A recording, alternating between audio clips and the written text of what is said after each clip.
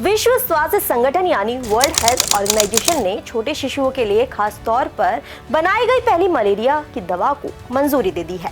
ये नई दवा 5 किलोग्राम से कम वजन वाले बच्चों के लिए पूरी तरह सुरक्षित मानी गई है। अभी तक ऐसे छोटे बच्चों का इलाज बड़ी उम्र के बच्चों की दवाओं से ही किया जाता था, जिससे कई तरह की परेशानियां होती थी।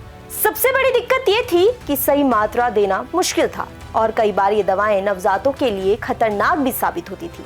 विश्व स्वास्थ्य संगठन ने पाया कि 5 साल से कम उम्र के बच्चे मलेरिया से सबसे ज्यादा प्रभावित होते हैं। दुनिया भर में मलेरिया से होने वाली कुल मौतों में से करीब 70% मौतें इसी उम्र के बच्चों की होती हैं। इसी वजह से एक ऐसी दवा की जरूरत महसूस हुई जो छोटे बच्चों के लिए पूरी तरह सुरक्षित और असरदार हो। अब जो नई दवाएं आई हैं वह आर्टेमेथ्रिन और लोमेफेंट्राइन का मिश्रण है।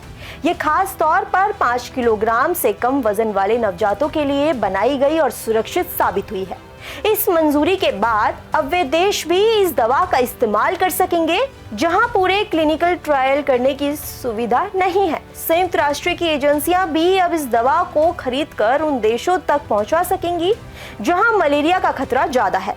इससे मलेरिया प्रभावित इलाकों में लाखों बच्चों की जान बचाई जा सकती है। विश्व स्वास्थ्य संगठन के प्रमुख टेड्रोस अधनोम घेब्रेयेसुस ने कहा कि सदियों से मलेरिया बच्चों को उनके माता पिता से दूर करता है, लेकिन अब हालात बदल रहे हैं। नई दवाएं, बेहतर जांच के तरीके और उन्नत मच्छरदानी इस बीमारी के खिलाफ लड़ाई को मजबूत बना रहे हैं। मलेरिया सिर्फ बच्चों के लिए ही नहीं बल्कि गर्भवती महिलाओं के लिए भी बेहद खतरनाक है।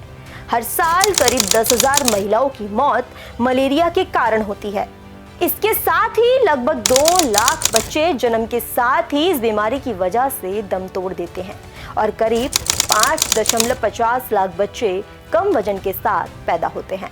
विश्व स्वास्थ्य संगठन के आंकड़ों के मुताबिक साल 2000 के बाद से दुनिया भर में की गई कोशिकाओं से करीब 1.4 करोड़ मौतों को रोका जा चुका है। फिर भी मलेरिया आज भी एक बड़ी वैश्विक समस्या बना हुआ है। साल 2024 में दुनिया भर में करीब 28.2 करोड़ मामले सामने आए हैं।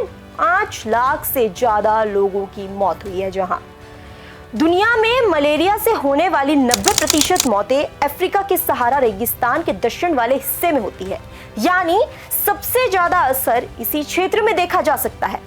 इस नई दवा से हर साल वहां पैदा होने वाले करीब 3 करोड़ नवजात बच्चों को फायदा मिलेगा।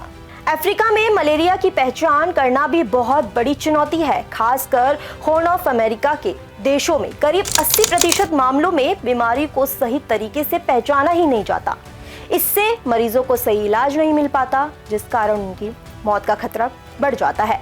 हाल ही में विश्व स्वास्थ्य संगठन ने 3 नए तेज जांच टेस्ट को भी मंजूरी दी है जो सही समय पर बीमारी पकड़ने में मदद करेंगे। यह नई दवा मलेरिया के खिलाफ लड़ाई में एक बड़ा कदम जरूर है, लेकिन इसके अलावा भी कई प्रयास जारी हैं। साल 2021 में विश्व स्वास्थ्य संगठन ने पहली मलेरिया वैक्सीन की सिफारिश की थी। इसके बाद से अफ्रीका के कई देशों में बच्चों को यह वैक्सीन बड़े स्तर पर दी जा रही है। साथ ही नई जांच टेस्ट भी इसलिए लगाए गए क्योंकि मलेरिया फैलने वाले परजीव समय के साथ बदल रहे हैं और उन्हें पहचानना पहले से कई ज्यादा मुश्किल हो रहा है। और ऐसी तमाम जानकारी के लिए बने रहे हमारे साथ। मैं हूं मिका, देखते रहें प्राइम न्यूज़।